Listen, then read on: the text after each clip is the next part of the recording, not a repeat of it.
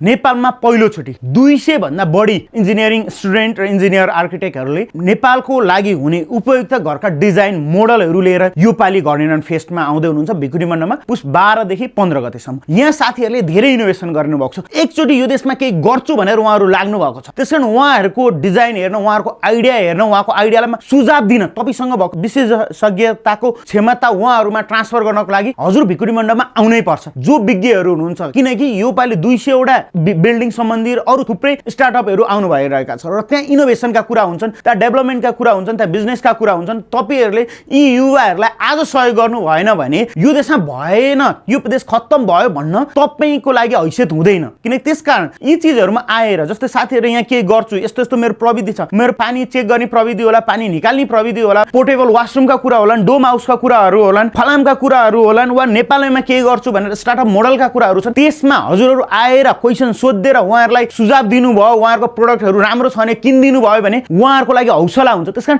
यो इनोभेसन गर्ने वा भर्खरै कलेजबाट पास आउट भएका साथीहरू जो अस्ट्रेलिया अमेरिका जानलाई पुतली सडक छोडेर काठमाडौँको भिकुटी मण्डपमा पुस 12, 13, 14, 15 गते आउँदै हुनुहुन्छ, उहाँहरूलाई हौसला दिनको लागि हजुरहरू आउनै पर्यो। उहाँहरूले के मोडलहरू ल्याउँदै हुनुहुन्छ भने तल स्क्रोल गरेर हेर्नुहोस्, उहाँले बनाएका भिडियोहरूका कन्सेप्टहरू, उहाँका आइडियाका कन्सेप्टहरूले हामीले पोस्ट गरिरहेका छौँ। घरविमान फेसको टिकटक फेसबुकमा हेरेर उहाँलाई लाइक गरिदिनु होला, जसले गर्दा तपाईहरूलाई यो देशमा के गर्न लागेका साथीहरूलाई सहयोग गर्नुपर्ने दायित्व छ। यो दायित्व पुरा गरिदिनु होला। त्यसकारण यो पालिको फेस्टमा यी 200 जना युवाहरूलाई हामीले देशमा टिकाउन सक्यौँ भने तिनीहरूले अर्को 2000 टिकाउँछन् र 2000ले 2 लाख टिकाउँछन्। त्यसपछि मात्रै हामी भन्न सक्छौँ जे गर्छौँ नेपालमा गर्छौँ। नत्र आफूले मात्रै गरेर कराएर पोस्ट गरेर एयरपोर्टमा मान्छे छोडेर यो देश विकास हुँदैन। मेरो छोरा अस्ट्रेलियामा छ भनेर, मेरो छोरी अमेरिका छ भनेर घमण्ड गर्ने टाइम होइन। भोलि त यो देश कसैले बनाउनै पर्छ र यी बनाउने युवाहरू हामी बनाउन तयार छौँ। अब हामी 1 वर्ष लड्छौँ भनेर मैदान आइसकेको छ। तपाईहरूले साथ र सहयोग गर्न तपाईहरू भिकुटी मण्डप आउनै पर्छ।